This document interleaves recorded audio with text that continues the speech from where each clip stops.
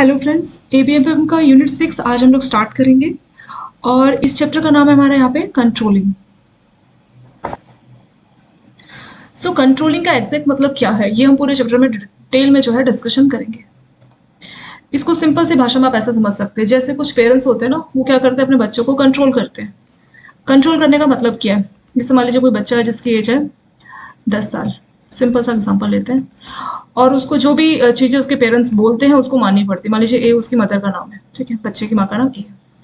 तो ए उसको जो काम देती है, कोई भी काम देती है, तो देखती है कि वो बच्चा उस तरह से काम कर रहा है कि नहीं कर रहा, ठीक है।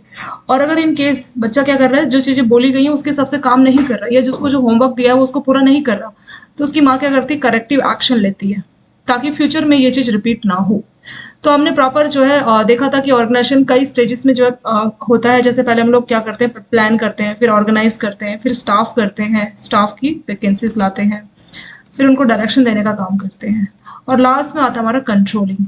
और कंट्रोलिंग के अगला बात क्या आता है, प्लानिंग। तो ये पूरा का पूरा स्टेज एज इट इज चलता रहता है। पहले आता है प्लानिंग, प्लानिंग के बाद अगला होगा ऑर्गेनाइजिंग, ऑर्गेनाइजिंग के बाद होगा स्टाफिंग, स्टाफिंग के बाद होगा डायरेक्शन यानी डायरेक्टिंग, उसके बाद होता है हमारा कंट्रोलिंग। तो ये पूरा का पूरा साइकिल चलता रहता है। तो जनरली होता क्या है कि जो प्लानिंग है और कंट्रोलिंग एक दूसरे के साथ जुड़े होते हैं। एक टॉपिक भी अभी आपका आएगा कि प्लानिंग और कंट्रोलिंग इंटरलिंक्ड होते हैं। वो इसलिए क्योंकि कंट्रोलिंग जो है लास्ट स्टेज होता है, और जो भी चीज हम लोग प्लान करते हैं वो चीज उसके हिसाब से हुई कि नहीं हुई वो कंट्रोलिंग में चेक किया जाता है। मतलब जो भी हमने प्लान बनाया है उस हिसाब से काम हुआ है कि नहीं हुआ, वो कंट्रोलिंग में होता है। जैसे मैंने आपको एक सिंपल सा एग्जाम्पल दिया था कि उसकी जो मदर है उसने 10 साल के बच्चे के लिए क्या क्या टारगेट रखे कि तुम्हें अपना होमवर्क कंप्लीट करना है, ये सारे टारगेट्स रखे। वो बच्चा अपने काम को पूरा कर पा रहा है कि नहीं कर पा रहा। अगर वो नहीं कर पा रहा तो उसके लिए क्या करेक्टिव एक्शन लिया जाना चाहिए, उसको ट्यूशन क्लासेस लगवानी है, कुछ और करना है। तो करेक्टिव एक्शन तभी लिया जाएगा जब हम उसको देखेंगे कि जो भी हमने उसको टारगेट दिया है, टारगेट जो दिया है और सच में उसने जो परफॉर्म किया है, तो उसमें डिफरेंस क्या है।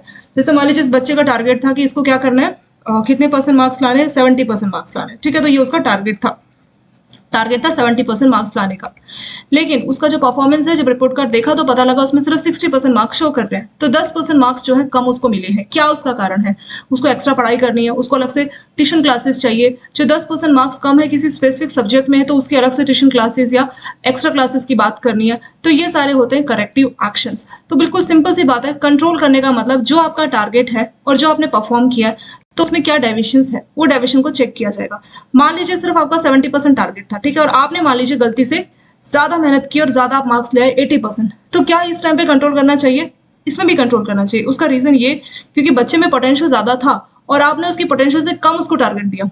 80% का पोटेंशियल है क्योंकि वो 80% मार्क्स लेके आया है, लेकिन आपने सिर्फ उसको 70% का टारगेट दिया। तो इसका मतलब अब हम अगले साल जो है उसको अच्छा टारगेट देंगे 80% का, ताकि उसके अंदर अगर कुछ और अच्छा आउटपुट निकल के आ सके तो वो हमें देखना पड़ेगा। तो यही चीजें जो कंट्रोलिंग में की जाती है। जरूरी नहीं है कि जो हमने टारगेट दिया हो उससे अंडर परफॉर्म हो तभी हम कंट्रोलिंग करेंगे, उससे अगर एक्स्ट्रा परफॉर्म किया गया तब भी हम लोग कंट्रोलिंग करते हैं। तो ये बेसिक फंक्शन हो गया हमारा कंट्रोलिंग का, ठीक है। यहां से देखेंगे कंट्रोलिंग जो है आपका लास्ट फंक्शन है मैनेजमेंट का। Controlling is the last function of management process. Management process पे हमने देखा था ना, पूरा का पूरा ये था कि पहले हमें क्या करना होता था, प्लान करना होता था, ठीक है। प्लानिंग, फिर सेकंड में आता था ऑर्गेनाइजिंग, फिर तीसरा स्टाफिंग, फिर चौथा डायरेक्टिंग, पांचवा ये लास्ट फंक्शन है। तो वो यहाँ पे बोला गया कि जो ऑर्गेनाइजेशन का मैनेजमेंट प्रोसेस है उसमें लास्ट नंबर पे आपका आता है controlling. Within an organization, controlling process refers to a method that can be implemented to check whether or not certain criteria are being met. तो जो क्राइटेरिया आपने बनाए, जो टारगेट आपने बनाए वो पूरे हो सके कि नहीं हो सके, वो चीज हम कंट्रोलिंग में चेक करते हैं। It gather information about A system, process, person और ग्रुप ऑफ पीपल। तो जो भी ऑर्गेनाइजेशन में लोग काम कर रहे हैं, ठीक है, कोई भी प्रोसेस है, आपका सिस्टम है, तो उन सबके बारे में इन्फॉर्मेशन को इकट्ठा किया जाता है ताकि जो है हम सही डिसीजन जो है उसके रिगार्डिंग ले सके। कैरेक्टरिस्टिक्स ऑफ कंट्रोलिंग, कंट्रोलिंग का मतलब क्या होता है। अच्छा, यहाँ पे इन्होंने बता रखा है कि कंट्रोल फंक्शंस क्यों जरूरी है, ठीक है। जैसे आपको आपकी प्रोडक्ट की क्वालिटी आपको बढ़ानी है, ठीक है, जो वेस्टेज है उसको कम करनी है, जो कस्टमर बेस है उसको बढ़ाना है, तो इन सब के लिए जो है कंट्रोलिंग बहुत जरूरी होता है। तो कंट्रोलिंग की क्या क्या कैरेक्टरिस्टिक्स होती है, तो कंट्रोल एक बार हम समझ के ना, कंट्रोल का सिंपल सी डेफिनेशन है कि जो हमें टारगेट दिए गए, प्री डिटरमाइंड टारगेट, पहले से जो हमें टारगेट मिले हैं, ठीक है, और हमने जो सच में अचीव किया है, रियल में जो हमने टारगेट अचीव किया है, एक्चुअल जो हमारी टारगेट है, एक्चुअल जो हमारी परफॉर्मेंस है, रियल या एक्चुअल परफॉर्मेंस, तो जो हमारा टारगेट और जो एक्चुअल परफॉर्मेंस है उनको मेजर किया जाता है। जैसे मैंने सिंपल बच्चे का एग्जांपल दिया, उसके पेरेंट्स ने उसको 70% का टारगेट दिया, बट उसके सिर्फ 60% मार्क्स आए, रिपोर्ट कार्ड में 60% मार्क्स आए, तो अगले साल के लिए उसको क्या करना पड़ेगा, जो 10% मार्क्स कम आए तो वही चीज जो है कंट्रोलिंग में चेक की जाएगी कि ये कम क्यों आ गए। ठीक है, तो कंट्रोलिंग यहीं से शुरू होती है कि हमें टारगेट लगाना है, फिर जो एक्चुअल परफॉर्मेंस है उसको मेजर करना है, फिर जो कमी रह गई 10% कम आ गई तो उसका रीजन जानना है, और फिर अगले साल के लिए उस हिसाब से हमें प्लान बनाना है। तो इसीलिए कंट्रोलिंग के तुरंत बाद हमारा क्या आता है, प्लानिंग। मतलब शुरुआत तो प्लानिंग से होती है, प्लानिंग, फिर ऑर्गेनाइजिंग, फिर स्टाफिंग, फिर डायरेक्टिंग, और लास्ट में आता है हमारा कंट्रोलिंग। फिर कंट्रोलिंग की अगली बात क्या आ जाता है, प्लानिंग। तो इस साल जो रिजल्ट है उसको देख के, उसके फीडबैक को देख के हम अगले साल के लिए प्लानिंग इस तरह से करेंगे। प्लानिंग में हम लोग प्लान बनाते हैं कि हाँ 70% का मार्क्स है, या कोई भी ऑर्गेनाइजेशन का कोई प्लान कि हमें ये करना है। ऑर्गेनाइजिंग में हम काम को बांटते हैं, जैसे कोई भी कार बनती है तो ऐसा नहीं कि पूरी कार एक ही जगह पे बन जाती है, अलग अलग डिपार्टमेंट एक दूसरे को सपोर्ट करते हैं। ठीक है, तो ऑर्गेनाइज किया जाता है, काम को बांटा जाता है। फिर स्टाफिंग, स्टाफ को हायर किया जाता है। डायरेक्टिंग मतलब उनको, जो सुपरवाइजर है उनको डायरेक्शन देता है कि इस डायरेक्शन में सबको काम करना है, वो होता है डायरेक्टिंग। कंट्रोलिंग जो अभी हम देख रहे हैं, कंट्रोलिंग में क्या होता है, जो भी हमने प्लान बनाया, प्लान मतलब वही टारगेट बजट सेट करना, तो जो भी हमने बजट बनाया, प्लान बनाया, उस हिसाब से चीज हुई कि नहीं हुई, वो कंट्रोलिंग में चेक की जाती है। अगर उस हिसाब से चीज नहीं हुई, कुछ कमी रह गई, उसका कारण जान के अगले साल के लिए उस हिसाब से प्लान किया जाता है। और जैसे मैंने आपको बताया कि जरूरी नहीं कि हमने अपना बजट हासिल कर लिया। जैसे मान लीजिए उस बच्चे का था 70% उसका टारगेट था, और उसने मान लीजिए गलती से वो 80% मार्क्स लिया, तो ये तो बजट से अच्छा हो गया, तो क्या अब हमें कंट्रोल करना चाहिए, क्या उसके पेरेंट्स को उसका कंट्रोल करना चाहिए? बिल्कुल करना चाहिए। रीजन, क्योंकि 70% आपने बजट रखा, टारगेट था 70%, मार्क्स आ गए 80%, तो अगर आप अच्छा भी परफॉर्म कर रहे हैं, इसका मतलब हमने गलती की है। हमने जो पिछले साल, क्योंकि ये 70% कहाँ से आया होगा, जब हमने प्लान बनाया तभी हमने सोचा होगा ना कि 70% लाना है। इसका मतलब हमने प्लानिंग में कुछ प्रॉब्लम आई है, जिसकी वजह से जो है हम एग्जैक्टली एस्टिमेट नहीं कर पाए कि हाँ इतना परफॉर्म बच्चा कर सकता है। ठीक है, तो उसने 80% परफॉर्म किया, तो उसका मतलब उसका पोटेंशियल है, तो मे बी फ्यूचर में अगर हम 80% रखें तो शायद वो 90% टारगेट मतलब मार्क्स लेके आए, इसका भी चांस है। तो ऑर्गेनाइजेशन कोशिश करती है कि जो भी उनका आउटपुट है वो अच्छे से अच्छा आउटपुट दे। तो 70% है तो इसका मतलब नहीं कि 80% आ गया तो हम खुश हो जाएंगे कि नहीं अब तो उसको, इस बच्चे को तो कंट्रोल करने का जरूरत ही नहीं है, क्योंकि ये तो जितना हमने इसको टारगेट दिया उससे वो अच्छा परफॉर्म कर रहा है, तब भी हमें कंट्रोल करना पड़ेगा। उसका कारण है कि जो भी हमारे को टारगेट दिया जाता है और जो हम हासिल कर रहे हैं, अगर हम अच्छा कर रहे हैं तो उसको भी ध्यान में रख के अगले साल उस हिसाब से प्लान बनाया जाएगा। तो अगले साल का टारगेट में 80% रहेगा। ठीक है, इस तरह से होता है। कंट्रोलिंग की क्या क्या कैरेक्टरिस्टिक्स होती है, तो कोई भी गोल है ऑर्गेनाइजेशन का, उसको पूरा करने के लिए कंट्रोलिंग जो है बेनिफिशियल होता है। The processor make the most efficient, तो जो भी आपके रिसोर्सेज है उनको आप बेटर वे में, इफिशिएंट वे में इस्तेमाल कर पाते हैं। कंट्रोलिंग जज ensuring the correct application of standard, तो जो भी आपके स्टैंडर्ड है उनको सही तरह से आप यूज कर रहे हैं, नहीं कर रहे हैं, तो वो चीज कंट्रोलिंग में जज की जाती है। Discipline and order are also establish, तो जो भी आपका प्रोसेस है, ठीक है, तो कंट्रोलिंग जो प्रोसेस है उससे एक डिसिप्लिन और ऑर्डर जो है मेंटेन रहता है। कंट्रोलिंग का एक और भी फायदा है, the process of controlling the employees motivate the employees and boost employ, तो अगर आप कंट्रोल कर रहे हैं अपने एम्प्लॉयज को तो उनका बूस्टअप होता है, वो मॉरल उनका बूस्टअप होता है। Controlling ensure accurate planning for the future, तो इसमें क्या होता है कि पहले के जो स्टैंडर्ड है उनको ध्यान में रख के जो फ्यूचर के स्टैंडर्ड बनाए जाते हैं, यानी फ्यूचर के टारगेट बनाए जाते हैं। The result of organisation as a whole will improve as a result of control, आप कंट्रोल कर रहे हैं ना, तो उससे क्या होगा कि ऑर्गेनाइजेशन का रिजल्ट जो है अच्छा होता है, इंप्रूव होता है। The exercise of control reduce the number of errors, तो कोई भी गलती होती है तो वो कम हो जाती है क्योंकि आप कंट्रोल अच्छे से कर रहे हैं। तो ये सारी हमारी कंट्रोलिंग की कैरेक्टरिस्टिक्स होती है। फायदे क्या है और उसके कुछ लिमिटेशंस है, तो दोनों के बारे में पढ़ेंगे, कंट्रोलिंग के फायदे और उसके लिमिटेशंस। ठीक है, तो इसके पहले एडवांटेजेस की बात कर लेते हैं। असिस्ट इन अकम्प्लिशिंग ऑर्गेनाइजेशन गोल, तो जो ऑर्गेनाइजेशन का गोल है उसको पूरा करने में मदद मिलती है कंट्रोलिंग की हेल्प से। हेल्प इन मिनिमाइजिंग एरर, तो जो एरर है वो कम से कम होता है, मतलब जो पॉइंट्स आपने ज्यादातर कैरेक्टरिस्टिक्स में देखे ना तो वही आपको फायदे में भी मिल जाएंगे। तो कंट्रोल करेंगे तो उससे गलतियां कम होती है। मेकिंग इफिशिएंट इफेक्टिव, तो जो भी आपने रिसोर्सेज यूज किए उनको आप एफिशिएंट वे में और इफेक्टिव वे में यूज कर पाते हैं, ये पॉइंट भी ऊपर हमने देखा था। वैलिडेट एक्यूरेसी एंड स्टैंडर्ड, तो इसमें हम प्रॉपर स्टैंडर्ड और एक्यूरेसी उसको वैलिडेट करते हैं, मतलब एक्यूरेट वे में हम अपना काम करते हैं। डिसिप्लिन को ये जो है आपके ऑर्डर और डिसिप्लिन को ये इंप्रूव करता है और स्टाफ को जो है मोटिवेशन प्रोवाइड करता है। रिजल्ट इन बेटर कोऑर्डिनेशन, तो जो ऑर्गेनाइजेशन है अगर उसमें कंट्रोल रहेगा तो एक अच्छा कोऑर्डिनेशन के साथ लोग काम करेंगे। Simplify supervision and help in delegation, तो इसमें क्या होता है कि जो सुपरविजन है उसमें मदद मिलती है क्योंकि कंट्रोल हो रहा है तो ज्यादा आपको सुपरवाइज नहीं करना रहेगा। Provide feedback for data improvement, अगर फ्यूचर में कुछ प्लान करना है, जैसे मैंने आपको बताया था ना कि वो जो बच्चा है जिसने टारगेट से ज्यादा मार्क्स लाए, तो कंट्रोलिंग के बाद तो ये ऐसा नहीं कि एक बार कंट्रोल किया बात खत्म, ऐसा नहीं होता है, पूरी की पूरी साइकिल जो है चलती रहती है। तो जैसे आपने कंट्रोल किया उसके बाद अगले साल के लिए आपको जो प्लान बनाना है तो उसके हिसाब से कंट्रोल जो है मदद करेगा अगले साल के प्लानिंग के लिए, फ्यूचर प्लानिंग के लिए, कि किस तरह से हमें अगले साल का प्लान बनाना है। तो कंट्रोलिंग जो है फ्यूचर प्लानिंग में भी मदद करती है। और ऐसा नहीं एक बार कंट्रोल किया तो बात खत्म, ये चलता रहता है, एक ऑनगोइंग प्रोसेस है। ठीक है, इस साल कंट्रोल किया, कुछ रिजल्ट मिला, फिर अगले साल के लिए प्लान बनाया, फिर अगले साल के कंट्रोल किया, फिर अगले साल के लिए प्लान, तो ये चलता रहता है पूरा। तो जो कंट्रोलिंग है वो अगले साल की प्लानिंग में मदद करती है। तो वही आपका लास्ट वाला एडवांटेजेस था। ठीक है, provide feedback for data improvement. तो अगले साल की फ्यूचर में जो प्लानिंग करनी है तो कंट्रोलिंग से उसका भी आइडिया लग जाता है। इसके कुछ लिमिटेशंस भी है। तो कई बार जो आप ये कंट्रोलिंग करते हैं तो ये इसको इम्प्लीमेंट करना कॉस्टली हो सकता है। ठीक है, जो छोटी छोटी कंपनी अगर वो कंट्रोलिंग लगाएगी तो उनका खर्चा काफी बढ़ सकता है। It is difficult to compare the actual performance. तो जो भी आपने स्टैंडर्ड बनाए, मतलब जो टारगेट रखे और जो एक्चुअल में परफॉर्म मिली, तो उनको मेजर करना कई बार डिफिकल्ट हो सकता है। जैसे कि कुछ ऐसे स्टैंडर्ड है जो कि क्वांटिटेटिव, जैसे जॉब सेटिस्फिकेशन, ठीक है, टीम स्पिरिट, एम्प्लॉय मॉरल, तो इनको तो हम किसी नंबर्स में, क्वांटिटी में हम ऐसे मेजर नहीं कर सकते। ठीक है, तो उस टाइम पे आप कैसे कंपेयर करेंगे, तो वो थोड़ा सा मुश्किल हो जाता है। There is little or no control on external. Controlling में क्या है कि हम इंटरनल चीजों को तो कंट्रोल कर सकते हैं, पर बाहर की चीजें हमारे कंट्रोल में नहीं। जैसे गवर्नमेंट ने कोई पॉलिसी बनाई, कोई टेक्नोलॉजी में चेंज आ गया, कंपटीशन में कोई और कंपनीज आ गई है, ठीक है, कंज्यूमर बिहेवियर चेंज हो गया, तो वो अपने कंट्रोल में नहीं रहता है। तो ये भी एक लिमिटेशन है कंट्रोलिंग का। कई बार क्या होता है कि जो एम्प्लॉय है ना, एम्प्लॉय कंट्रोलिंग को लेकर रेजिस्ट करते हैं, मना करते हैं। क्यों? क्योंकि उससे उनकी फ्रीडम कम हो जाती है। अब आपको कोई कंट्रोल कर रहा है तो वो जो बच्चा है जिसको पेरेंट्स कंट्रोल कर रहे हैं, तो बच्चे को क्या लगेगा, मेरी फ्रीडम कम होगी, तो बच्चा रेजिस्ट करने की कोशिश करेगा। तो वैसे एम्प्लॉयज का होता है कि उनके अंदर रेजिस्टेंस आती है, क्योंकि कंट्रोलिंग से उनकी फ्रीडम कम हो जाती है। कई बार आप जरूरत से ज्यादा कंट्रोल करते हैं, over dependence on control. Control पे जरूरत से ज्यादा अगर आप डिपेंड रहेंगे, मे लेड टू एक्सीडेंट ऊपर, तो सुपरवाइजर जो है अपना काम अच्छे से नहीं करता। उसको मालूम है कंट्रोल के लिए आगे बैठा हुआ है, तो मैं क्यों इतनी मेहनत करूं, इस तरह का उसको फील होता है। द ऑपरेशन ऑफ ऑर्गेनाइजेशन में slow down if the rules are implemented rigid. अगर आपने बहुत रिजिड, मतलब बहुत ही कठोर तरह से रूल्स अपना रखे हैं, तो लोगों का काम, मतलब अगर कोई पेरेंट्स है वो बहुत स्ट्रिक्ट है, बहुत स्ट्रिक्ट पेरेंट है, तो क्या एक अच्छा रिजल्ट मिलेगा? नहीं। ये बिल्कुल वैसी बात है कि अगर आपने ऑर्गेनाइजेशंस के रूल बहुत ज्यादा रिजिड, बहुत ही ज्यादा सख्त बना रखे हैं, बिल्कुल भी फ्लेक्सिबल नहीं है, तो उस केस में जो ऑर्गेनाइजेशंस है उसका ऑपरेशन स्लो डाउन होता है, क्योंकि हर चीज जो है बिल्कुल स्ट्रिक्टली हमें फॉलो करनी होती है और उसमें टाइम लग जाता है। अगर लास्ट पॉइंट है, द ऑर्गेनाइजेशन में be expose more errors and fraud if wrong control. अगर गलत कंट्रोल आपने कर दिया ना, तो फ्रॉड भी हो सकता है और एरर भी हो सकता है। तो ये सारे हमारे कंट्रोल के लिमिटेशंस इसमें हो गए। नेक्स्ट टॉपिक है टाइप ऑफ कंट्रोल मैनेजमेंट। तो 3 तरह से जो है कंट्रोल मैनेजमेंट किया जाता है, बेस्ड ऑन टाइमिंग। तो ये टाइमिंग के हिसाब से, ठीक है, पहले अभी बाद, इस तरह से जो है टाइमिंग के हिसाब से 3 तरह से आपका कंट्रोल मैनेजमेंट होता है।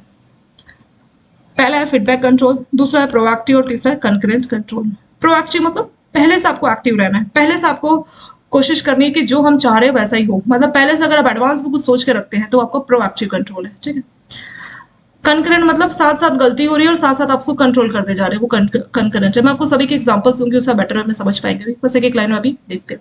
फीडबैक कंट्रोल, इसमें क्या होता है, ये बिल्कुल वैसे ही है कि आपने प्लान किया, फिर ऑर्गेनाइज किया, ठीक है, फिर स्टाफ लगाया, फिर डायरेक्शंस दी एक सुपरवाइजर ने आपको, फिर कंट्रोल किया। तो फीडबैक में क्या होता है, ये जो कंट्रोल किया ना, तो इसमें जो कमियां हैं, जो फीडबैक है, उस फीडबैक को यूज किया जाएगा अगले साल की प्लानिंग के लिए, तो उसको बोला जाता है फीडबैक कंट्रोल। ठीक है, this control are based on feedback received after activity has. तो इसमें क्या होता है कि काम हो चुका है, जैसे बोलते हैं ना, कुछ भी काम होता है, जैसे कस्टमर सर्विस के लिए आता है, तो बैंक एक मतलब उनको एक मैसेज भेजता है कि आपको फीडबैक कैसे लगा। कि स्विगी होता है, स्विगी जोमेटो से आप खाना ऑर्डर करते हैं, तो खाना ऑर्डर करने के बाद आपको आता है कि आप रेटिंग दो, आप फीडबैक दो कि आपको कैसा लगा। ठीक है, फ्लिपकार्ट में भी आता है ना फीडबैक दो। तो फीडबैक मतलब काम हो चुका है। स्विगी की बात करें तो खाना आपको मिल चुका है, उसके बाद आपसे फीडबैक मांग रहा है कि खाना कैसा था, टेस्टी था कि नहीं था, मिर्च नमक ज्यादा था। तो फीडबैक का मतलब काम हो चुका है। पर फीडबैक कंट्रोल को हम क्यों यूज कर रहे हैं, काम तो हो चुका है, बट फ्यूचर में ऐसी कोई चीज रिपीट ना हो। जैसे बोलते हैं ना, पास्ट में कुछ आपने गलतियां की, अपनी गलतियों से सीखना। तो फीडबैक कंट्रोल इस बात पे फोकस करता है कि काम हो चुका है, ठीक है, प्रोडक्ट डिलीवर हो चुका है, और उसके बाद फ्यूचर में कुछ कमी ना रह जाए, तो इसलिए वो फीडबैक कंट्रोल किया जाता है। This control are based on feedback receive after. तो एक्टिविटी हो चुकी है, उसके बाद जो है फीडबैक लिया जाता है। So the corrective action can be take only for caring similar. तो फ्यूचर में उस तरह की कोई एक्टिविटी है, तो उस टाइम पे ऐसी गलती ना हो, तो उसके लिए फीडबैक कंट्रोल रहता है। Proactive control, these are future directed control which anticipate problem well in advance। तो इसमें क्या है, कोई प्रॉब्लम हो सकती है तो एडवांस में आप उसका ध्यान रख रहे हैं और उसके लिए पहले से आप करेक्टिव एक्शन ले रहे हैं, वो होता है प्रोएक्टिव।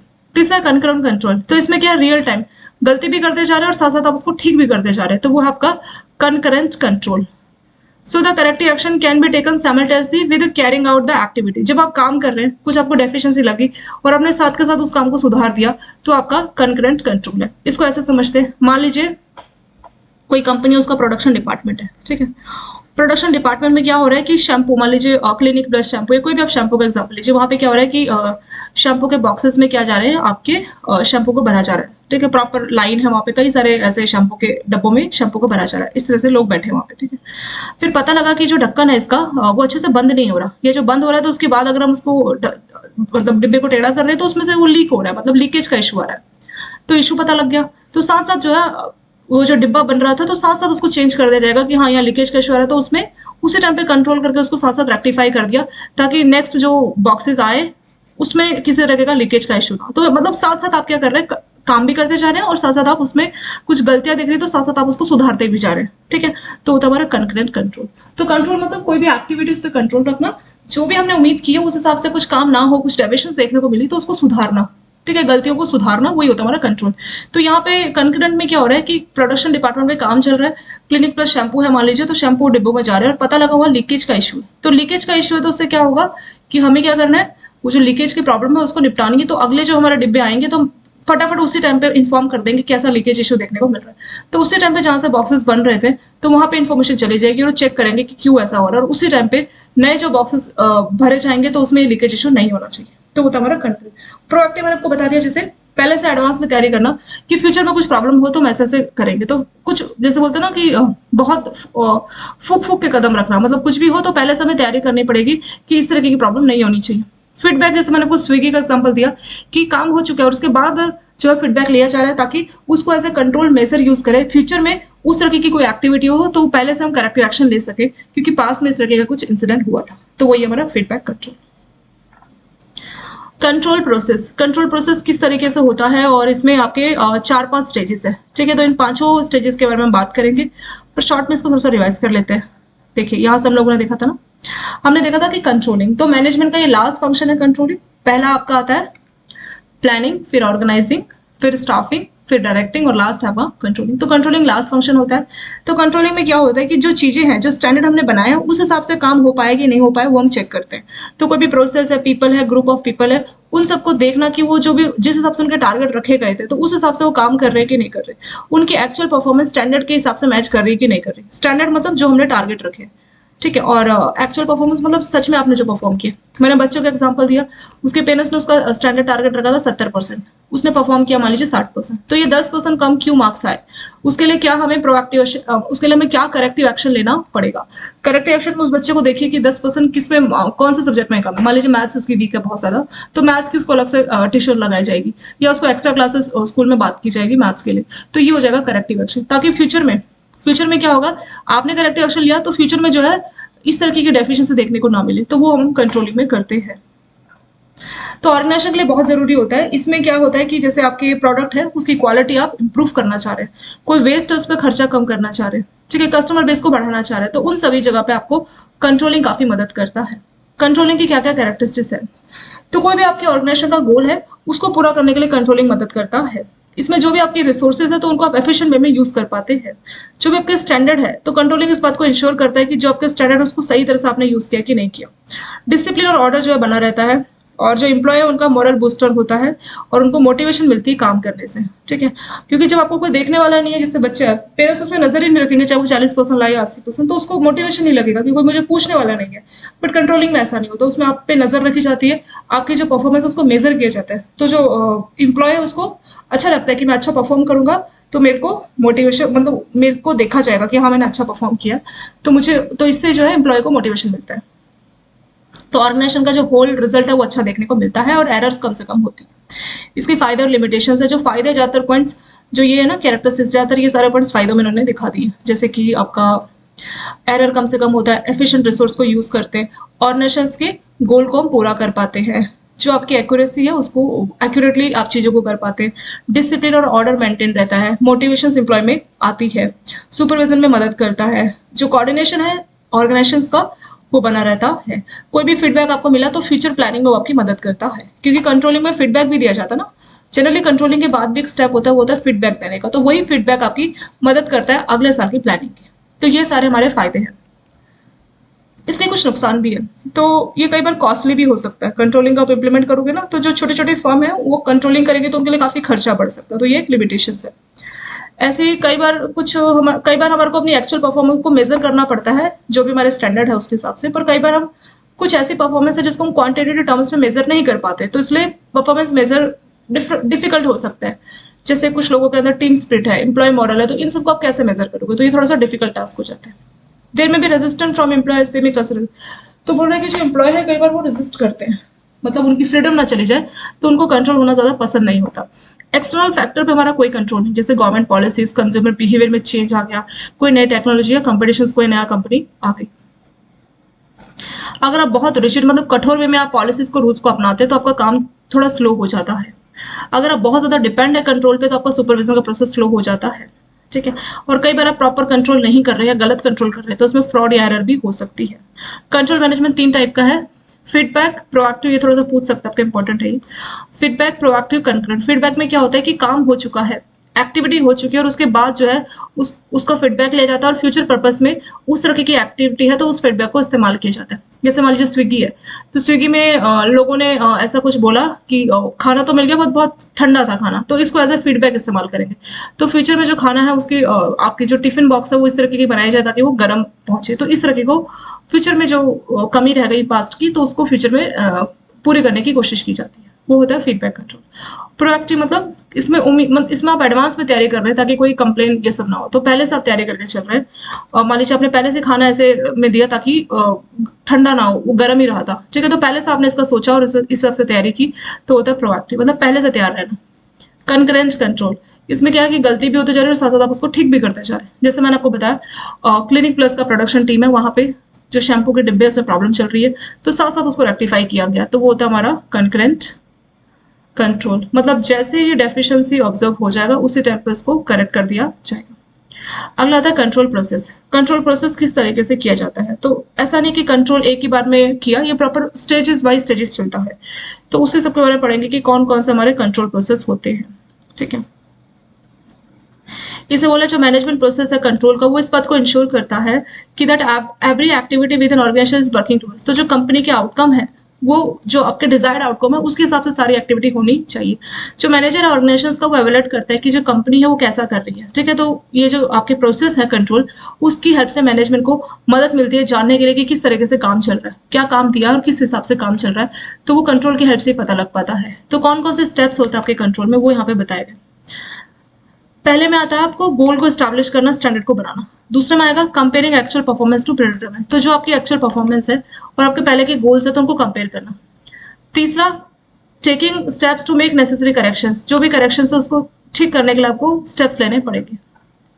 चौथा, continuing to monitor the effect of corrective actions, तो जो भी आपने करेक्टिव एक्शंस लिए तो उसको आपको मॉनिटर करना पड़ेगा। तो 4 स्टेजेस में जो है ये पूरा किया जाता है। चलिए इन स्टेप्स के बारे में हम लोग बात करेंगे। ये जो स्टेप्स है आपको बस सब पूछा जाएगा, तो जैसा था 1-2 नंबर का पूछा जाएगा, और यहाँ पे आपको पूरा 2 पेजेस में दिया गया, तो इतना डिटेल में आपको नहीं देना। 4 स्टेजेस में ये प्रोसेस चलता है। तो पहले स्टेजेस में क्या होगा, पहले स्टेप में द प्रोसेस, पहले में हम गोल और स्टैंडर्ड को देखते हैं कि क्या हमारा गोल है। ठीक है। तो इसमें बोला है कि ऑल दो मतलब ये जो गोल बनाना, स्टैंडर्ड बनाना, ये is a part of planning, तो ये प्लानिंग में किया जाता है। It also play a significant role in controlling, तो गोल बनाना, स्टैंडर्ड बनाना, ये हमारा प्लानिंग का ही पार्ट है, बट ये हमारे कंट्रोलिंग में भी मदद करता है। This is due to the fact that primary objective of control is to steer the activity of company, तो जो आपका कंट्रोल है उसमें यही चेक किया जाता है कि जो गोल है उसको पूरा किया गया कि नहीं किया गया, जो डिजायर्ड गोल हमने बनाए थे तो उस हिसाब से काम हुआ है कि नहीं हुआ, उस हिसाब से एक्चुअल परफॉर्मेंस मिली कि नहीं मिली। तो वही बोल रहा है कि इसमें जो है गोल और स्टैंडर्ड को एस्टेब्लिश किया जाता है, भले ही वो प्लानिंग वाले का पार्ट है, पर कंट्रोल में भी इस चीज को इंश्योर किया जाता है कि जो गोल है उस हिसाब से काम हुआ है कि नहीं हुआ है। ठीक है। It is very important for managers to communicate their organisation goal, standard and objectives clearly, तो जो मैनेजर्स हैं ये उनका काम है कि जो भी उनके गोल है वो कम्युनिकेट करें, एम्प्लॉय को बताए कि ये हमारा गोल है, ये हमें अचीव करना है। If members of organisation are aware of their goal, अगर ऑर्गेनाइजेशन के जो मेंबर है उनको अपना गोल मालूम रहेगा, they will devote their full attention, तो वो अपना पूरा ध्यान देंगे उस गोल को पूरा करने के लिए। तो इसलिए बहुत जरूरी हो जाता है मैनेजमेंट के लिए कि वो कम्युनिकेट करे, मैनेजर के लिए कि कम्युनिकेट करे जो गोल है अपनी ऑर्गेनाइजेशन में आगे वो बताए। In this regard there should never be any room for employ interpretations to vary, तो ऐसा नहीं कि एम्प्लॉय कोई कुछ सोच रहा है कि हमारा ये गोल है, कोई कुछ सोच रहा है, ऐसा नहीं होना चाहिए, किसी भी टाइप का वेरिएशन देखने को नहीं मिलना चाहिए। An organisation has a greater chance of succeeding if all its members work together to achieve shared objective. तो जो ऑर्गेनाइजेशन है उसका सक्सेस होने का बहुत अच्छा चांस है अगर उसके सारे मेंबर्स मिलकर जो है एक ही गोल को पूरा कर रहे हैं। Managers are required to set goals and take action based on goals. तो जो मैनेजर्स है उनके लिए जरूरी है कि उनको गोल बनाना है और एक्शन लेना है ताकि उस गोल को पूरा किया जा सके। ये गोल किसी भी फॉर्म में हो सकता है, टेंजिबल या इनटेंजिबल फॉर्म में हो सकता है। टेंजिबल मतलब ऐसा गोल जिसको आप नंबर्स में बता सको। जैसे आपने एक बच्चे को बोला कि आपका गोल है कि आपको 70% लाना है, तो ये नंबर में आपने मेंशन किया, तो ये होता है टेंजिबल। इनटेंजिबल मतलब आपने बच्चे को बोला तुम्हें इतने अच्छे मार्क्स लाने कि तुम्हारी अपनी स्कूल में बहुत अच्छी इज्जत हो जाए, बहुत रिस्पेक्ट हो जाए, तो ये नंबर्स की टर्म में नहीं है, तो ये इनटेंजिबल गोल हो गया। ठीक है, तो टेंजिबल इंटेंजिबल किसी भी तरीके से हो सकता है। यहाँ पे इन्होंने दूसरा एग्जाम्पल दिया, इन्होंने बोला कि आपको 100 करोड़ 100 करोड़ की सेल्स अचीव करनी है, तो ये आपका टेंजिबल गोल हो गया। ठीक है, तो इस तरीके से ये होता है। सेकंड स्टेप में क्या करना है, कंपेयर द एक्चुअल परफॉर्मेंस। तो जो आपने गोल बनाए ना, स्टेप 1 में आपने गोल बनाए थे, भले ही वो प्लानिंग का पार्ट था, पर हमारे कंट्रोलिंग में भी होता है कि हमने क्या गोल बनाया और उसको चेक करना।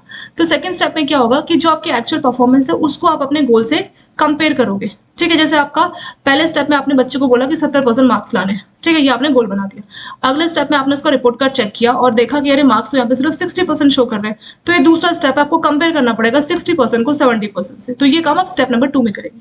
Once manager has clear understanding of objective, अब मैनेजर को मालूम चल गया कि हमारा ये ऑब्जेक्टिव है, तो उनको मेजर करना पड़ेगा, एवेलेट करना पड़ेगा एक्चुअल परफॉर्मेंस। तो जो कंपैरिजन है उससे पहले उनको देखना पड़ेगा कि एक्चुअल परफॉर्मेंस कितना उन्होंने अचीव किया। बच्चे का रिपोर्ट कार्ड आपको पहले चेक करना पड़ेगा। ठीक है, और इसमें देखना पड़ेगा कि जो भी आपने परफॉर्म किया है उस हिसाब से आपका जो गोल बना था तो उसमें क्या डेविएशंस है, तो ये चेक करना पड़ेगा। First manager need to measure actual performance before they can compare. तो बोल रहे कि जो आपका पहले का परफॉर्मेंस था उसका मतलब जो भी आपका अभी का जो परफॉर्मेंस है इसको मेजर करना पड़ेगा। इस परफॉर्मेंस को आप कैसे मेजर कर सकते हैं, कोई फीडबैक कस्टमर से लेके कि कैसा लगा, तो इसे भी हमें पता लग सकता है। कुछ फाइनेंशियल एक्सपर्ट है तो वो भी इसमें हमारी मदद कर सकते हैं जो आपकी परफॉर्मेंस को मेजर करने के लिए। और इसमें जो है आपकी परफॉर्मेंस को आपके जो गोल है उसे मेजर जो है कंपेयर किया जाएगा। कंपेरिजन है स्टेप नंबर 2। स्टेप नंबर 3 में take steps to make necessary correction. अब मान लीजिए गोल था 70% मार्क्स, बच्चे का है रिपोर्ट कार्ड में 60%, तो जो 10% का कमी रह गया तो उसके लिए आपको नेसेसरी एक्शन लेने पड़ेंगे। तो इसमें बोला है कि managers are obliged to take immediate corrective action whenever there are gap between actual performance and goal. तो आपका जो गोल था वो था 70% और एक्चुअल परफॉर्मेंस थी 60%, बच्चे के मार्क्स आए 60%, तो जो गैप रह गया 60 माइनस 70, 70 माइनस 60 10%, तो 10% का जो गैप है इसके लिए हमें करेक्टिव एक्शन लेना पड़ेगा। तो मैनेजर्स के लिए भी यही है कि उसने जो मान लीजिए किसी एम्प्लॉय का टारगेट रखा था उसने कि उसको 5 करोड़ का हाउसिंग लोन करना है, बट सच में देखा उसने सिर्फ 4 करोड़ का हाउसिंग लोन किया, तो जो 1 करोड़ की कमी रह गई तो वो किस वजह से रह गई वो देखा जाएगा। ठीक है, there are times when companies and other business will implement corrective action as a default. तो बहुत सी कंपनीज क्या करती है, करेक्टिव एक्शंस रखती है अपनी पॉलिसीज में ताकि जो कमी रह गई उसको दूर किया जा सके। ठीक है, लास्ट और चौथा स्टेप है continuing to monitor the effect of corrective actions. तो ऐसा नहीं कि आपने करेक्टिव एक्शन लिया, जैसे मान लीजिए बच्चे का हमने एग्जांपल लिया था, वो प्रैक्टिकल लाइफ में थोड़ा इजी तो इसलिए मैंने बोला एग्जांपल दिया। मान लीजिए 10% की कमी रह गई, अब आपने क्या करेक्टिव एक्शन लिया, आपने बोला कि अब इसको ट्यूशन भेजा जाएगा। ठीक है, ट्यूशन से पहले आपने सोचा कि 10% मार्क्स किस सब्जेक्ट में कम रह गए, तो पता लगा मैथ्स उसकी बहुत वीक है, मैथ्स में बहुत कम नंबर आए जिसकी वजह से 10% का गैप आ गया। आपने उसकी ट्यूशन लगानी है, प्लस आपको उसको स्कूल में एक्स्ट्रा क्लासेस की बात करनी है, तो ये आपने करेक्टिव एक्शन लिया। ऐसा नहीं कि करेक्टिव एक्शन लास्ट स्टेप है, नहीं, इसके बाद अगले स्टेप में हमें फॉलो अप करना पड़ेगा, तो वही आपका स्टेप नंबर 4 है, continuing to monitor the effect of corrective action. तो जो आपने उसकी ट्यूशंस लगाई है, ठीक है, आपने जो उसकी एक्स्ट्रा क्लासेस लगाई है, तो आप चेक करोगे कि एक्स्ट्रा क्लासेस ट्यूशन से कुछ उसको फर्क पड़ रहा है कि नहीं पड़ रहा। जो छोटे मोटे आपके सेमेस्टर एग्जाम्स होते हैं ना स्कूल में, या फिर आपके क्वार्टरली एग्जाम्स हो गए या यूनिट टेस्ट हो गए, तो वो चेक करना पड़ेगा कि उस टेस्ट में उसके मार्क्स इंप्रूव हो रहे हैं मैथ्स में कि नहीं हो रहे। तो ये चेक करते रहना, इस पर कंटिन्यूस मॉनिटर रखना, नजर रखना, वो हमारा लास्ट स्टेप है। It is not enough for managers to simply implement corrective actions. तो जो करेक्टिव मेजर्स है सिर्फ आपने वो लगा दिया वो काफी नहीं है, they must also bring this measures to their innovative and logical. तो जो भी इसने मेजर्स लगाए देखना पड़ेगा कि वो लॉजिकली पॉसिबल है कि नहीं है। Managers have an obligations to work on finding a solution to the problem until they do. तो बोल रहा है कि जब तक हो सके मैनेजर्स को कोशिश करनी चाहिए कि जो भी प्रॉब्लम है उसको पूरा सॉल्यूशन उसको देना चाहिए। They are obliged to stay nearby and monitor the subordinate progress even if the delegate. तो बोल रहा है कि भले ही उन्होंने काम किसी और को दे दिया, उसके बावजूद भी आपको नजर रखनी चाहिए सबऑर्डिनेट पे कि वो काम सही तरह से कर रहे हैं कि नहीं कर रहे। तो इस तरह से जो आपका मॉनिटरिंग प्रोसेस, सॉरी जो कंट्रोलिंग प्रोसेस है वो कंप्लीट होता है। ठीक है, तो 4 स्टेप है आपके कंट्रोल प्रोसेस में, और कौन कौन से 4 स्टेप इसके बारे में बात करते हैं। देखिए कंट्रोल प्रोसेस की यहाँ पे बात की थी ना, हाँ, तो आपके कंट्रोल में आपके 4 प्रोसेस हो जाएंगे, ठीक है। तो पहले स्टेप में क्या करना मतलब ये स्टेप बाय स्टेप है, ऐसा नहीं कि आप अचानक से गए और कंट्रोल कर दिया, नहीं। आपको 4 स्टेप जिसमें जो है कंट्रोलिंग फंक्शंस काम करता है, प्रॉपर ये प्रोसेस है। तो कंट्रोल प्रोसेस का पहला स्टेप है आपको गोल और स्टैंडर्ड को स्टैब्लिश करना होगा। पहले ये प्लानिंग का पार्ट है, प्लानिंग में हम बनाते हैं ना ये गोल है ये पूरा करना है, बट कंट्रोलिंग में भी इस चीज पे ध्यान दिया जाता है कि क्या हमारे प्लान है, क्या हमारे स्टैंडर्ड है। सेकंड में आएगा कंपेयर द एक्चुअल परफॉर्मेंस, तो जो आपने गोल बनाए स्टेप 1 में और जो एक्चुअल में परफॉर्म हुआ तो उसको हम चेक करेंगे। जैसे मैंने आपको बच्चे का एग्जांपल दिया, 70% टारगेट तो उसका गोल बना दिया, अब उसकी एक्चुअल परफॉर्मेंस देखेंगे, पता लगा उसका सिर्फ 60% ही मार्क्स आए, तो एक्चुअल परफॉर्मेंस है 60 और गोल आपने बनाया 70% का, तो जो 10% की कमी रह गई वो कहाँ है, ठीक है, तो वो इसमें चेक किया जाएगा कंपैरिजन की हेल्प से। तीसरे में करेक्टिव एक्शन लिया जाएगा, तो करेक्टिव एक्शन में क्या रहेगा कि जो भी आपने जैसे 10% मार्क्स कम आए ना, गैप बन गया, तो जो आपका गैप बन गया किसके बीच में, एक्चुअल परफॉर्मेंस के बीच में और गोल के बीच में, तो उस गैप को दूर करने की कोशिश की जाएगी स्टेप नंबर 3 में, ठीक है। और कैसे, जैसे बच्चे का एग्जांपल लिया, उसको ट्यूशंस लगाना, एक्स्ट्रा क्लासेस देनी है, मैथ्स उसका वीक है, इसी वजह से 10% का गैप बन गया, 10% मार्क्स कम आए, तो वो चीज आपके स्टेप नंबर 3 में की जाएगी, आपको करेक्टिव एक्शन लेना पड़ेगा। लास्ट है कंटिन्यूइंग, तो जो भी आपने करेक्टिव एक्शन लिया, जैसे उसको आप ट्यूशंस लगा रहे हैं या फिर आप उसकी एक्स्ट्रा क्लासेस, तो आपको उस पर नजर रखनी चाहिए कि ये काम कर रहा है कि नहीं कर रहा, मतलब जो हमने करेक्टिव एक्शंस लिए वो कितने कारीगर है उस पर भी हमें नजर रखनी पड़ेगी, हमें पूरा मॉनिटर करना पड़ेगा। ट्यूशन क्लासेस एक्स्ट्रा क्लासेस की वजह से उसके जैसे मान लीजिए अगले साल उसके यूनिट टेस्ट हो रहे हैं, ठीक है, स्कूल में कोई टेस्ट है, तो देखना पड़ेगा कि मैथ्स में उसके नंबर बढ़े कि नहीं बढ़े, या पिछले साल जैसे उसका हाल है, तो वो चेक करना पड़ेगा। नेक्स्ट हेडिंग है relationship between planning and controlling. हमने कहा था ना कि प्लानिंग जैसे स्टेप ऐसे होता है, प्लानिंग, फिर आता है ऑर्गेनाइजिंग, फिर आता है स्टाफिंग, फिर आता है डायरेक्टिंग और लास्ट में आता है आपका कंट्रोलिंग। तो कंट्रोलिंग के अगले बात क्या आता है, प्लानिंग, तो इनके बीच में रिलेशनशिप है, अगल बगल में ही है, ठीक है, जैसे ही कंट्रोल खत्म होगा तो अगला काम है प्लान करना, तो इनके बीच में रिलेशनशिप होता है, बिल्कुल होता है। जो कंट्रोल में हमें फीडबैक मिलता है ना, जो कंट्रोल में फीडबैक मिलता है तो उस फीडबैक को इस्तेमाल किया जाता है अगले साल की प्लानिंग के लिए। इस साल का प्लानिंग तो निपट गया, इस साल का प्लानिंग तो हो गया खत्म, अब लास्ट में जो कंट्रोलिंग आपने देखा तो उस कंट्रोलिंग के फीडबैक को हम इस्तेमाल करते हैं अगले साल की प्लानिंग के लिए। तो इसका मतलब कंट्रोलिंग और प्लानिंग एक दूसरे के साथ जुड़े हुए हैं, ये लिंक्ड है, तो वही इस पैराग्राफ में बोला गया। इन प्रैक्टिस अगर हम रियल में देखें, planning and controlling are inextricably intertwined and mutually related, एक दूसरे पे डिपेंड है और एक दूसरे पे जो है ये डिपेंड करते हैं, ठीक है, एक दूसरे के साथ जुड़े हुए हैं। Control is expect of planning as well as projection of planning. Control में क्या होता है, जो प्लानिंग की जाती है, प्रोजेक्शन की जाती है कि ये हमें प्लान करना है, whereas planning determine the course to be taken, control monitor deviations. Planning में क्या होता है कि क्या क्या काम करना है, क्या क्या कोर्स करना है, क्या क्या एक्टिविटी करनी है, वो हम प्लानिंग में करते हैं। और कंट्रोल में क्या करते हैं, कंट्रोल में देखते हैं कि जो भी हमने कोर्स, जो भी हमने काम बोला, तो उसमें कोई डेविएशंस है कि नहीं है। डेविएशन मतलब बच्चे को बोला कि 70% मार्क्स लाने, वो लाया सिर्फ 60%, तो यहाँ 10% का सीधा सीधा डेविएशन देखने को मिला। डेविएशन मतलब जो रास्ता आपको दिखा है उस रास्ते से आप कितना भटक गए, उसको बोलते हैं डेविएशन। तो जो भी आपके डेविएशन रह गई उसको मॉनिटर किया जाता है कंट्रोलिंग में, ठीक है। तो आपका प्लानिंग है, प्लानिंग में देखा जाएगा कि क्या कोर्स ऑफ एक्शन है, क्या एक्टिविटी करनी है, वो प्लानिंग में होगा, और कंट्रोलिंग में जो डेविएशन आपके कोर्स है वो उसमें देखा जाएगा। तो जो ये आपके पिलर है मैनेजमेंट के, 2 पिलर, कौन से 2 इंपॉर्टेंट पिलर आपका है, प्लानिंग और कंट्रोलिंग, इनको आप सेपरेट नहीं कर सकते, ठीक है, ये एक दूसरे के साथ जुड़े हैं और एक दूसरे पे डिपेंड भी करते हैं, ठीक है। तो जो आपके मैनेजमेंट के 5 पिलर है ना, planning, organizing, staffing, directing, controlling, तो इसमें से जो 2 इंपॉर्टेंट पिलर है ये, इनको आप सेपरेट नहीं कर सकते, ये एक दूसरे के साथ जुड़े हुए हैं।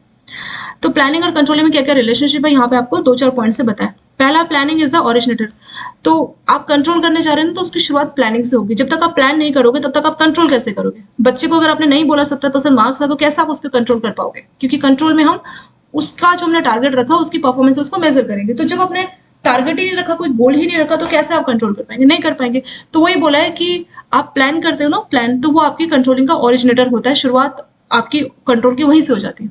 During the planning phase objective and target are establish.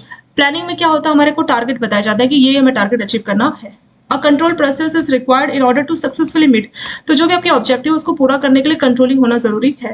Therefore planning comes before controlling, इसीलिए प्लानिंग आपका कंट्रोलिंग से पहले आता है। पहले हमें प्लान करना है और फिर कंट्रोलिंग में चेक करना है कि वो प्लान पूरा हो पाया कि नहीं हो पाया।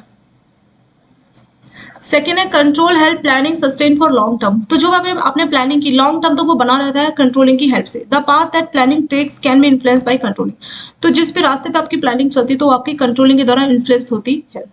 तीसरा है the control process supply information that can be use for planning, जैसे आपने इस साल आपने कंट्रोलिंग की, ठीक है, इस साल आपने मान लीजिए प्लानिंग की, फिर organise, staffing, control.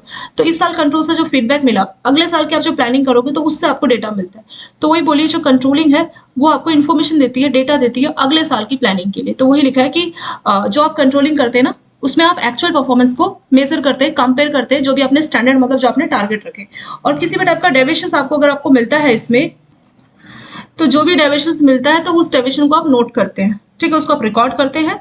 The data gather for the purpose of exercise control are also utilize. तो वो जो आपने डेटा नोटिस किया कि हाँ ये डेविएशन मिला, तो अगले साल की प्लानिंग में आप उस डेटा को इस्तेमाल करते हैं। तो वही लिखा है कि जो जो कंट्रोल है वो आपको इन्फॉर्मेशन देता है, डेटा देता है अगले साल की प्लानिंग के लिए। नेक्स्ट पॉइंट क्या है? Planning and controlling are interconnected in many way. तो कई तरह से ये एक दूसरे के साथ जुड़े होते हैं, ठीक है। कैसे एक दूसरे के साथ इंटरकनेक्ट होते हैं? जैसे कि जो फर्स्ट फंक्शन आपका मैनेजमेंट का वो है प्लानिंग, ठीक है, वो हम ऑलरेडी देख चुके हैं कि शुरुआत हम प्लानिंग से करते हैं। For the purpose of putting plan into action other functions. आपने प्लान बनाया, मान लीजिए आप बिस्तर में बैठे, आपने कुछ प्लान बनाया, हम ऐसा करेंगे, तो बिस्तर में बैठे बैठे या सोचते सोचते प्लान पूरा नहीं होता, उसके लिए हमें बहुत सारे काम करने पड़ते हैं। हमें काम को बांटना होता है, फिर स्टाफ को हायर करना होता है, फिर जो भी स्टाफ है उनको डायरेक्शन देना है। डायरेक्शन मतलब सुपरवाइजर बताता है ना अपने सबऑर्डिनेट को कि किस तरीके से काम करना है, आपका बीएम आपको बताता है कि किस तरीके से काम करना है, तो वो आपको डायरेक्शन देने का काम कर रहा है, उसी को बोलते हैं डायरेक्टिंग, ठीक है। तो बाकी के जो फंक्शंस है उसके बाद पूरे होते हैं। पहले हम प्लान बनाते हैं, उस प्लान को एक्शन में लाने के लिए, वो प्लान हमारा एक सपना रह जाएगा, ड्रीम रह जाएगा अगर हम ये बाकी के काम नहीं करेंगे। प्लान मतलब ये प्लान बनाए, आप एक दिन में चाहे तो 1000 या 2000 प्लान बना सकते हैं, ठीक है। प्लान बनाने में कोई प्रॉब्लम नहीं है, दिक्कत है उसको पूरा करने के लिए, उसको एक्शन में लाने के लिए। तो एक्शन में लाने के लिए आप ऑर्गेनाइजिंग, स्टाफिंग, डायरेक्टिंग, इन सब की जरूरत पड़ती है। प्लान अगर आप बना रहे हैं तो उसके लिए जरूरी नहीं आपको पैसे देने पड़े, वो आप सोचे समझे बिना पैसों के भी आप प्लान बना सकते हैं, लेकिन इन सब के लिए आपको पैसे देने पड़ेंगे। स्टाफ को आप हायर कर रहे हैं, डायरेक्शन दे रहे हैं सुपरवाइजर, उसके लिए आपको पैसे देने पड़ेंगे, ठीक है। इस तरह से काम करते हैं। Control keeps a record of actual performance. तो कंट्रोल में यही होता है, जो आपकी एक्चुअल परफॉर्मेंस है और जो आपने स्टैंडर्ड है उसको कंपेयर किया जाएगा। ये लाइन आपने बहुत बार देख ली होगी ना, कई बार हम लोग पढ़ चुके हैं। कंट्रोल में एक्चुअल परफॉर्मेंस को जो स्टैंडर्ड है, जो हमारे टारगेट है, उससे मैच किया जाता है, तो वही कंट्रोलिंग होता है एक्चुअली, इसलिए बार बार वही लाइन लिखी है। In the event performance is lower, अगर आपकी परफॉर्मेंस आपके स्टैंडर्ड से, टारगेट से कम है, डेविएशन आ जाएगा। डेविएशन मतलब जैसे हमने 10% का बच्चे का एग्जांपल लिया कि 10% मार्क्स उसके कम आ गए। In order to enhance a performance, तो फ्यूचर में परफॉर्मेंस बढ़ाना चाहते हैं तो आप करेक्टिव एक्शन लोगे, जैसे बच्चे की ट्यूशन क्लासेस लगा दी थी। The first step in any process should be planning and last step. किसी भी आप कोई भी चीज कर रहे हो तो शुरुआत आप प्लानिंग से कर रहे हो, लास्ट आप कंट्रोल से करते हैं। बोथ मस्ट हैव ऑर्डर, तो दोनों का एक प्रॉपर ऑर्डर है, उसी हिसाब से हमें फॉलो करना है। तो वही चीज आपका प्लानिंग और कंट्रोलिंग एक तरह से कनेक्ट है एक दूसरे के साथ, इंटरकनेक्ट, एक दूसरे के साथ जुड़ी हुई है। इस साल हम लोग क्या करेंगे, कंट्रोल कर लेंगे ना, तो हमें पता लगेगा कि ये कमी रह गई, ये फीडबैक है, तो अगले साल की प्लानिंग में उसको इस्तेमाल कर लेंगे। तो ये एक दूसरे के साथ जुड़े रहते हैं। Planning and controlling involve looking into future. Both planning and control are concern with activities that will take place in future within the business. तो फ्यूचर में जो एक्टिविटी है उसी के साथ ये प्लानिंग होता है। प्लानिंग में क्या होता है कि हम ऐसा करेंगे वैसा करेंगे, तो फ्यूचर से जुड़ा हुआ है। कंट्रोल में भी यही है कि ये करेक्टिव एक्शन लेना है फ्यूचर में ये हासिल करने के लिए। Planning is always done with an eye to the future. जब भी आप प्लान करते हो तो फ्यूचर पे नजर रख के आप ऐसा करते हैं। And control also look ahead. Control में भी ऐसा होता है कि फ्यूचर में ये चीज रिपीट ना हो। The only thing that can be control is the future and the past can not be change. तो मेन चीज यही है कि हम फ्यूचर को कंट्रोल कर सकते हैं। जो चला गया उसको हम क्या कर सकते हैं, बच्चे के 60% मार्क्स आ गए तो उसको आप कैसे चेंज करेंगे, पास्ट तो चला गया। अब आप ये कोशिश कर सकते हैं कि अगले साल आपने जो 70% का टारगेट है उसको आप पूरा कर पाएंगे, कैसे, उसको ट्यूशन क्लासेस या एक्स्ट्रा क्लासेस दिला के। तो यही बोला है कि इनका प्रॉपर एक देखिए, the accomplish of company objective is a primary objective. Planning और कंट्रोलिंग दोनों का मेन पर्पस है कि कंपनी के ऑब्जेक्टिव को पूरा किया जाए। अगर हम इनका कंबाइन एफर्ट है, मतलब अगर ये प्लानिंग और कंट्रोलिंग मिलके काम करते हैं, they hope to achieve the highest possible outcome. तो कम से कम कॉस्ट में मैक्सिमम आउटपुट आपको तभी मिलेगा जब प्लानिंग और कंट्रोलिंग मिलके एक तरह से काम करती है, ठीक है। तो इसके साथ आपका ये जो था टॉपिक यहाँ पे कंप्लीट हो गया। कंट्रोलिंग की जो टेक्निक्स है ना, इसको हम लोग ना पार्ट 2 से स्टार्ट करेंगे, ठीक है। ये काफी इंपॉर्टेंट रहने वाला आपका, क्योंकि यहाँ पे आपकी ट्रेडिशनल और ये जो टेक्निक है ना मॉडर्न, काफी इंपॉर्टेंट है ये आपकी ट्रेडिशनल मॉडर्न। ये इसमें से आपका काफी एग्जाम में से आप क्वेश्चन एक्सपेक्ट कर सकते हैं, ठीक है। मॉडर्न टेक्निक में क्या क्या है या आपकी ट्रेडिशनल में क्या क्या है।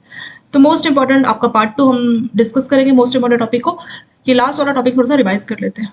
इसमें था कि प्लानिंग और ये जो आपका कंट्रोलिंग है एक दूसरे के साथ जुड़ा होता है, क्योंकि जैसे आप कंट्रोल खत्म करते हैं तो उसमें आपको फीडबैक मिलता है और उस फीडबैक की हेल्प से आप अगले साल का प्लान करते हो, तो ये एक दूसरे के साथ इंटरलिंक्ड होता है। तो इसमें कौन कौन से पॉइंट्स और क्या क्या हैं जो बताते हैं कि प्लानिंग और कंट्रोलिंग आपस में रिलेशनशिप है, ये एक दूसरे को जानते हैं, ये एक दूसरे पर डिपेंड होते हैं। पहला, प्लानिंग जो है आपका कंट्रोलिंग का ओरिजिनेटर है, शुरुआत है। तो मतलब प्लान नहीं करोगे तो कंट्रोल तो करना ही नहीं पड़ेगा, आपने पहले प्लान किया इसलिए तो आपको फ्यूचर में कंट्रोल करना पड़ा। तो जो ओरिजिनेटेड है आपके कंट्रोल का वो प्लानिंग होता है। प्लानिंग में हम टारगेट जो है सेट करते हैं और वो फ्यूचर में कंट्रोल उसका किया जाता है। सेकेंड है कंट्रोल हेल्प प्लानिंग सस्टेन। तो प्लानिंग को आप लॉन्ग टर्म तक तभी रख पाओगे जब आप उसकी कंट्रोलिंग करते हैं। तीसरा है कि जो भी आपने कंट्रोल किया, जैसे इस साल आपने बच्चे को कंट्रोल किया और पता लगा 10% मार्क्स कम है, तो जो आपको इन्फॉर्मेशन मिली कि हाँ उसका मैथ्स वीक है, तो ये इन्फॉर्मेशन आप अगले साल के लिए यूज कर पाओगे, अगले साल के लिए प्लान आप उस हिसाब से बनाओगे। तो वही बोला है कि जो कंट्रोल है उसमें जो इन्फॉर्मेशन मिलती है उसको हम अगले साल की प्लानिंग के लिए इस्तेमाल कर सकते हैं। ठीक है, ऐसा इसलिए होता है क्योंकि कंट्रोलिंग में हम एक्चुअल परफॉर्मेंस को मेजर करते हैं स्टैंडर्ड के साथ। कुछ भी डेविएशन आता है तो उसको रिकॉर्ड कर लेते हैं, और वो जो डेविएशन हमने रिकॉर्ड किया तो अगले साल के लिए हम अपने प्लान में बनाते हैं कि हाँ उसको ट्यूशन क्लासेस दी जाएगी, जैसे हमने बच्चे का एग्जाम्पल लिया। तो वो जो डेटा आपको मिला उसको आप अगले साल की प्लानिंग के लिए इस्तेमाल करते हैं। चौथा पॉइंट है प्लानिंग और कंट्रोलिंग एक दूसरे के साथ जुड़े हुए हैं। जो शुरुआत होती है वो प्लानिंग से होती है, फिर प्लानिंग को एक्शन में लाने के लिए, प्लानिंग तो एक सपना है, एक सोच है कि हम ऐसा करेंगे वैसा करेंगे, तो उसको सच रियलिटी में लाने के लिए हमें ऑर्गेनाइजिंग, स्टाफिंग, डायरेक्टिंग, कंट्रोलिंग ये सब करना होता है। ठीक है, कंट्रोल में क्या होता है कि जो एक्चुअल परफॉर्मेंस है उसको आपके स्टैंडर्ड से, टारगेट से मैच किया जाता है, कंपेयर किया जाता है, और जो कमी रहेगी, जो डेविएशन रहेगा उसको नोट किया जाता है। ठीक है, तो प्लानिंग और जो आपका ये मतलब जो शुरुआत होती है आपकी ऑर्गेनाइजेशन प्रोसेस की वो प्लानिंग से होती है, और जो एंड होता है वो आपका कंट्रोल में होता है। तो एक दूसरे के साथ मतलब दोनों को एक दूसरे के साथ काम करना पड़ेगा ऑर्डर में, तभी आप ये जो पूरा प्रोसेस है कंट्रोल का पूरा कर पाएंगे। लास्ट है planning and control involve looking. तो प्लानिंग में भी यही है कि हमें फ्यूचर में ये हासिल करना है, कंट्रोलिंग में भी यही है, दोनों फॉरवर्ड लुकिंग तरह से काम करते हैं। अगर दोनों अच्छे से काम करें, आपका प्लानिंग और कंट्रोलिंग, ऑर्गेनाइजेशन के ऑब्जेक्टिव को आप पूरा कर पाएंगे, तो उसका चांस बहुत ज्यादा बढ़ जाता है। कंट्रोल टेक्निक जो कि बहुत इंपॉर्टेंट है, इसको हम लोग पार्ट 2 से स्टार्ट कर लेंगे। और ये वीडियो अगर आप लोगों को अच्छी लगे तो प्लीज चैनल को लाइक, सब्सक्राइब, शेयर जरूर करें। Thank you so much for watching this video.